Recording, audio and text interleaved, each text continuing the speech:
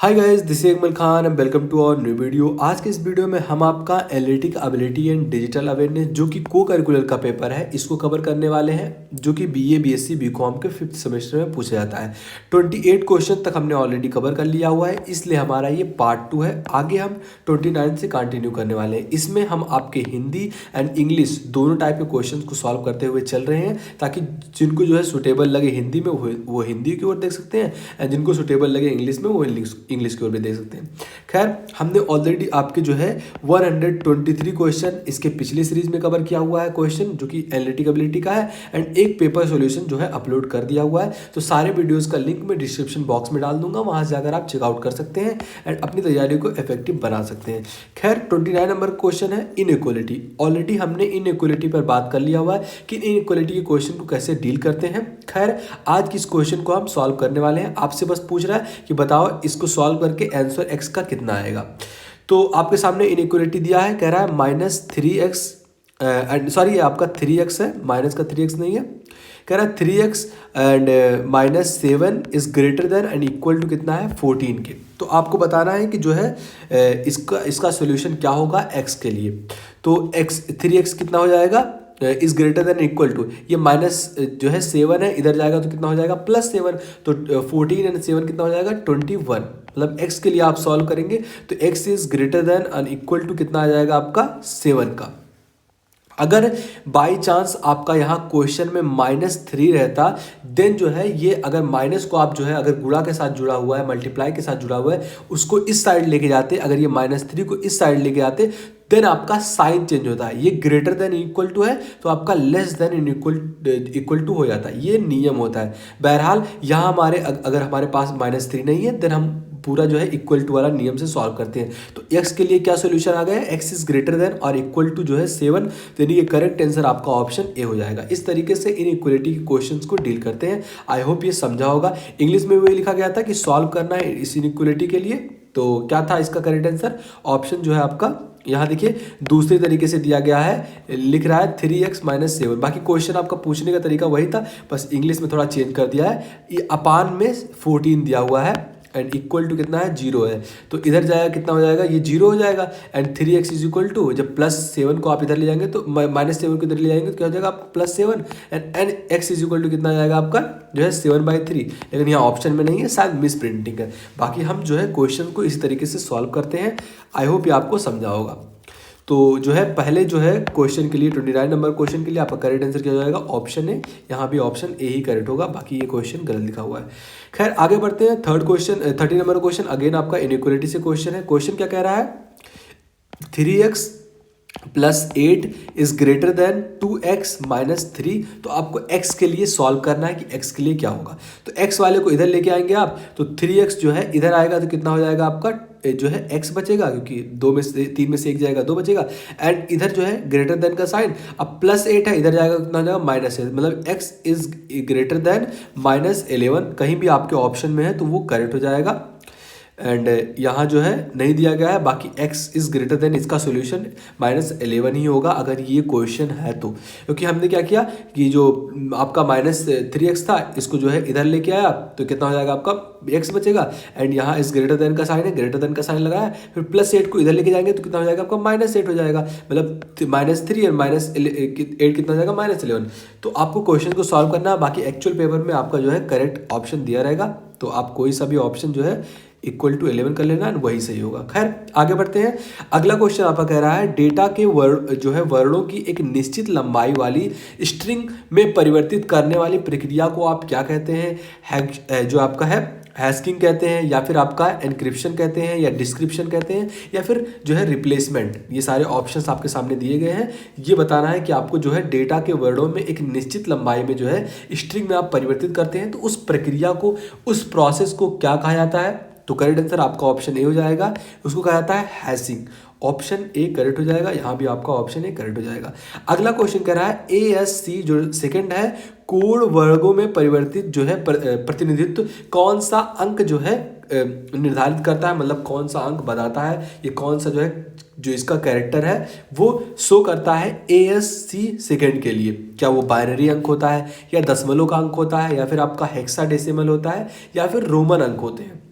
तो 32 का आपका जो है करेक्ट आंसर क्या हो जाएगा, ऑप्शन जो है ए करेक्ट हो जाएगा। जो बाइनरी डिजिट होता है ये शो करता है कि कौन सा अंक जो है प्रतिनिधित्व होने वाला है ASC सेकंड में, तो वो कौन सा जो है अंक होता है, बाइनरी डिजिट होता है। इंग्लिश में भी एंड हिंदी में दोनों में इसे बाइनरी डिजिट कहते हैं। आगे बढ़ते हैं। अगेन आपका बहुत ही इंपॉर्टेंट क्वेश्चन है, लगातार ये इसमें लगातार PYQ में ये क्वेश्चन पूछा गया है कि ROT 13 जो सिपर है ये किस टाइप का एग्जाम्पल है, मतलब किसका एग्जाम्पल है। जो आपका सब्स्टिट्यूट सिपर होता है इसका एग्जाम्पल है, ट्रांसपोजिशन सिपर होता है इसका एग्जाम्पल है, ब्लॉक सिपर का एग्जाम्पल है, या फिर स्ट्रीम सिपर का एग्जाम्पल है। हिंदी में भी लिखा गया प्रतिस्थापित सिपर का एग्जाम्पल है, जो आपका ट्रांसपोजिशन सिस्टम है उसका जो है एग्जाम्पल सिपर है, उसका एग्जाम्पल है ब्लॉक सिपर का या फिर स्ट्रीम सिपर का। तो ROT जो 13 है सिपर, ये किस चीज़ का एग्जाम्पल है, तो ये जो है ये आपके सब्स्टिट्यूशनल जो सिपर होता है जिसे हिंदी में प्रतिस्थापित सिपर कहते हैं उसका एग्जाम्पल है। यानी कि करेक्ट आंसर क्या हो जाएगा आपका ऑप्शन ए। ये हिंदी में 30 नंबर क्वेश्चन आपका कवर हो गया। 34 क्वेश्चन कह रहा है कि सादा टेक्सेस जो होते हैं को सिपर टेक्सेस में परिवर्तित करने के लिए अब जो है इस प्रक्रिया को क्या कहा जाता है, मतलब जो आपका सिंपल टेक्सेस होता है इसको आप सिपर टेक्सेस में परिवर्तित करना चाहते हैं तो उस पूरे प्रोसेस को आप क्या कहेंगे, एनक्रिप्शन कहेंगे, डिस्क्रिप्शन, एनकोडिंग या डिकोडिंग कहते हैं। तो करेक्ट आंसर क्या हो जाएगा आपका ऑप्शन है। इस प्रोसेस को जो है सादे टेक्सेस को सिपर टेक्सेस में परिवर्तित करने की जो प्रोसेस होती है उसको एनक्रिप्शन कहते हैं, यानी कि ऑप्शन ए करेक्ट हो जाएगा। यहाँ भी आपका ऑप्शन ए करेक्ट हो जाएगा। क्वेश्चन क्या पूछा गया था इंग्लिश में, in what form of process of converting plain text into sipper text. Plain text को जो आप सिपर टेक्स्ट में कन्वर्ट करते हैं तो उस प्रोसेस को एनक्रिप्शन कहते हैं, यानी कि ऑप्शन ए करेक्ट हो जाएगा। 35 नंबर क्वेश्चन कह रहा है किस कोडिंग तकनीक की वर्णमाला में अक्षरों को उनके जो है स्थान पर मैप करना शामिल होता है। इसमें से ऐसा कौन सा कोडिंग का तकनीक है, क्या जो आपका सीजर सिपर है, या फिर आपका वेगिनियर सिपर है, या फिर आपका जो है प्लेफेयर सिपर है, या फिर आपका रेल फेंस जो है सिपर है। तो करेक्ट आंसर क्या हो जाएगा 35 क्वेश्चन के लिए आपका ऑप्शन जो है 35 क्वेश्चन के लिए आपका ऑप्शन जो है सी करेक्ट हो जाएगा। जो फेल्पेयर सिपर होता है ये इस टेक्निक का जो है एग्जाम्पल है, इसको जो है मैप करता है, इसमें शामिल है, ऑप्शन सी करेक्ट होगा। 36 नंबर क्वेश्चन कह रहा है निम्नलिखित में से किस जो है कोडिंग तकनीक से एनक्रिप्शन और डिस्क्रिप्शन के लिए आप मैट्रिक्स का उपयोग जो है करना शामिल होता है, इनमें से कौन सा ऐसा कोडिंग का तकनीक है। तो करेक्ट आंसर क्या हो जाएगा 36 क्वेश्चन के लिए आपका जो है ऑप्शन बी करेक्ट हो जाएगा। Hill sipper is the right answer for this question. That जो है ये ऐसा कोडिंग टेक्निक है जो रिक्वायर करता है एनक्रिप्शन एंड डिस्क्रिप्शन में। आगे बढ़ते हैं। अगेन इनइक्वालिटीज के क्वेश्चंस आ रहे हैं, तो यहाँ आपको देखना है कि ये माइनस, देखिए यहाँ पर आपके सामने माइनस दिया गया है, तो बिल्कुल -2x इज ग्रेटर देन 8 को आपको सॉल्व करना है। मैंने बताया था कि अगर ये जो मल्टीप्लाई के साथ अगर माइनस का कोई अंक लेके जुड़ा है, जैसे 2, -5, -7, -6, तो इस साइड अगर इसको हम चेंज करते हैं देन हमारा जो साइन का चिन्ह है वो पलट जाता है, वो उलट जाता है। तो आप जो है x के लिए सॉल्व करेंगे, इज ग्रेटर देन है आपका, इज ग्रेटर देन है तो क्या हो जाएगा, x इज लेस देन है तो x इज ग्रेटर देन हो जाएगा। तो 8/2 यानी कि x इज ग्रेटर देन 4। कहीं भी आपके ऑप्शन में हो, यहाँ greater than and equal to था, पता नहीं x is greater than 4 then आपका करेक्ट हो जाएगा। यहाँ अगर कहीं भी ऑप्शन में हो देन आप कर सकते हैं मार्क। हाँ आपके और जो है ऑप्शन 1 में है -4 नहीं रहेगा, आपका +4 रहेगा। ये पता नहीं कैसे जो है जो जिनने भी टाइप किया हुआ है, खैर हमें क्या करना है, हमें नियम एंड जो है किस तरीके से लगाते हैं वो पता होना चाहिए। बाकी जो है क्वेश्चन एग्जाम में अगर आते हैं तो वो गलत नहीं आते। खैर असामान्य तो आपको सॉल्व करना है। यहाँ आप देखिए बड़ा चिन्ह है, इसके मतलब माइनस नहीं है, इसके लिए सॉल्व करना है। क्वेश्चन क्या कह रहा था, क्वेश्चन क्या आपका 3x + 7 is greater than equal to 2x - 4, इसके लिए सॉल्व करना है आपको। तो x को इधर लेके आएंगे तो कितना हो जाएगा आपका, x बचेगा, क्योंकि 2x इधर आया तो x बचा। अब आप क्या करेंगे, +7 को इधर लेके जाएंगे तो क्या हो जाएगा आपका -7 is greater than equal to कितना हो जाएगा -4 एंड -7, यानी कि x इज ग्रेटर देन और equal to -11, x is greater than and equal to -11, आपका ऑप्शन बी करेक्ट हो जाएगा। तो इस तरीके से इनइक्वालिटीज के क्वेश्चन को सॉल्व करते हैं। एंड यहाँ भी वही क्वेश्चन लिखा गया था, यहाँ is greater than equal to रहेगा। एंड ये जो 39 नंबर क्वेश्चन है ये आपका होमवर्क है, कमेंट बॉक्स में करके बताना है कि इसका करेक्ट आंसर क्या होने वाला है। बस आपको जो है नॉर्मल जिस तरीके से सॉल्व करते हैं उसी तरीके से सॉल्व करना है। बस ये ध्यान रखना है कि अगर कोई संख्या x के साथ जुड़ा है, जैसे -5x है, अगर ये माइनस के साथ जुड़ा है देन अगर ये साइन हमारा चेंज हो जाता है, बाकी जो है सारे नियम्स रेगुलेशंस वही लगने वाले हैं। तो 39 का जो है आपको बताना है कि करेक्ट आंसर क्या होगा इस क्वेश्चन के लिए कमेंट बॉक्स में। आगे बढ़ते हैं। 40 क्वेश्चन कह रहा है, ये जो आपके सामने क्वेश्चन है कह रहा है 3x+2 इज ग्रेटर देन 15। तो आप क्या करेंगे, 3 को इधर लेके जाएंगे तो x+2 इज जो है ग्रेटर देन कितना हो जाएगा 15/3, मतलब कितना बचेगा आपका 5 बचेगा। फिर x2 को इधर लेके जाएंगे तो +2 है तो इधर कितना हो जाएगा -2, तो यानी कि कितना हो जाएगा -2 और 5 कितना हो जाएगा 3। x is greater then 3 and option आपका बी करेक्ट हो जाएगा। तो इस तरीके से इनइक्वालिटीज को सॉल्व करते हैं। एंड 41 नंबर क्वेश्चन अगेन आपको जो है 39 एंड 41 को कमेंट बॉक्स में करके बताना है कि इसका करेक्ट आंसर क्या होने वाला है। खैर आगे बढ़ते हैं। यदि तार्किक वेन आरेख में जो है तार्किक वेन आरेख जिसे 2 circles in a logical Venn diagram, मतलब ऐसे 2 सर्कल्स आपके सामने वेन डायग्राम में बनाए गए हैं। ये आपके एग्जाम में अगर पूछता है क्वेश्चन तो ये दिया रहता है। यही कह रहा है, ये आपको समझना है कि ये 2 जो है सर्कल्स होते हैं जिसे वेन डायग्राम कहते हैं। Do not intersect at all, मतलब ये जो है इंटरसेक्ट नहीं कर रहे हैं, हमने तो इंटरसेक्ट कर दिया इसको, लेकिन ये दोनों आपस में इंटरसेक्ट नहीं कर रहे हैं, मतलब टच बस कर रहे हैं।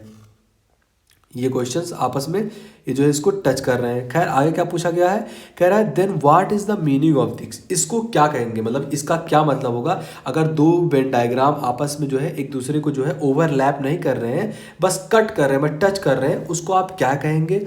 तो जो है 42 का आपका करेक्ट आंसर क्या हो जाएगा, ऑप्शन जो है बी करेक्ट हो जाएगा, नो ओवरलैप। ओवरलैप होता है जब हम जो है एक दूसरे को जो है मैंने पिछली डायग्राम में बनाया हुआ था कि ऐसे एक दूसरे को ओवरलैप कर रहे हैं, then it is overlap. Complete overlap में होता है, पैरेलल ओवरलैप आपका होता है, लेकिन यहाँ कोई ओवरलैप नहीं हो रहा है, इसलिए ऑप्शन बी करेक्ट हो जाएगा।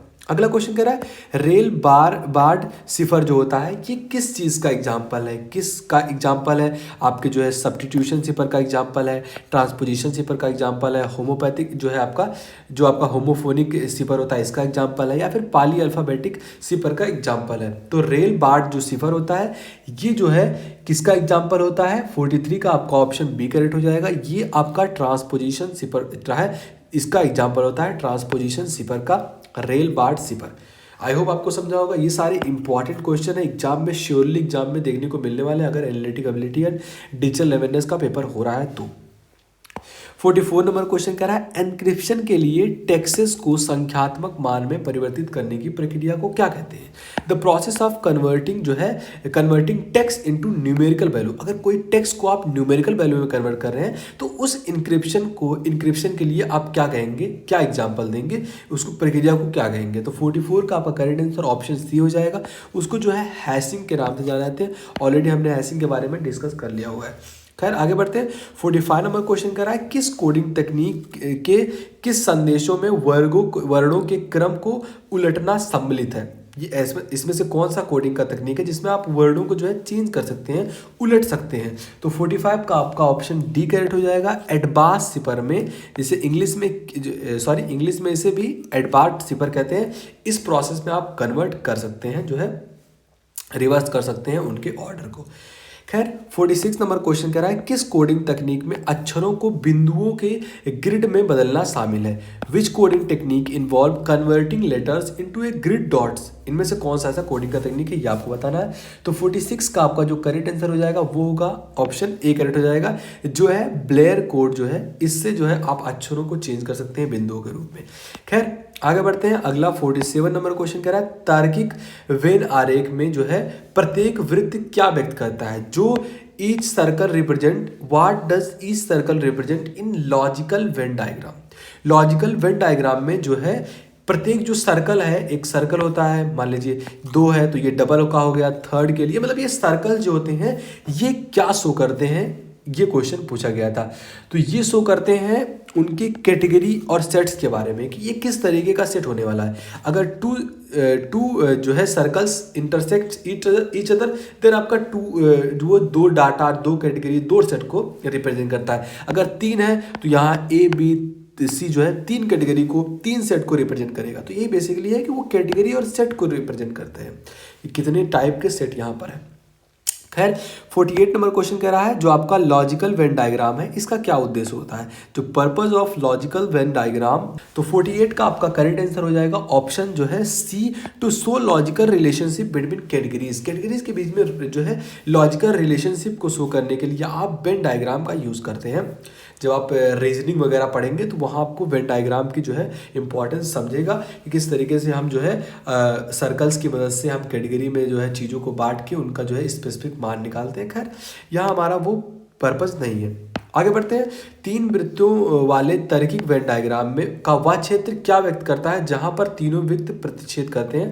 मतलब 3 वृत्तों को बनाया गया एंड अगर ये आपस में कहीं एक दूसरे को मिल रहे हैं तीनों वृत्त, तो वो कह रहा है वो किसके लिए क्या आता है, ये क्वेश्चन पूछा गया था। तो वो होता है सभी 3 श्रेणियों से संबंधित आइटम है, ये उसको शो करता है कि 3 मतलब जो संबंधित यहाँ ए का है, यहाँ बी का है, यहाँ सी का है। अब यहाँ आपस में तीनों जो है डायग्राम मिल रहा है, देखिए तो ये तीनों के कैटेगरी में कौन कौन सी चीज़ें हो रही हैं सबको शो करता है। खैर तो 49 नंबर क्वेश्चन तक हमने कवर कर लिया हुआ है, मतलब 21 क्वेश्चन इस वीडियो में कवर किया हुआ है। आई होप ये आपको समझा होगा। कहीं भी डाउट हो तो let me know in comment box.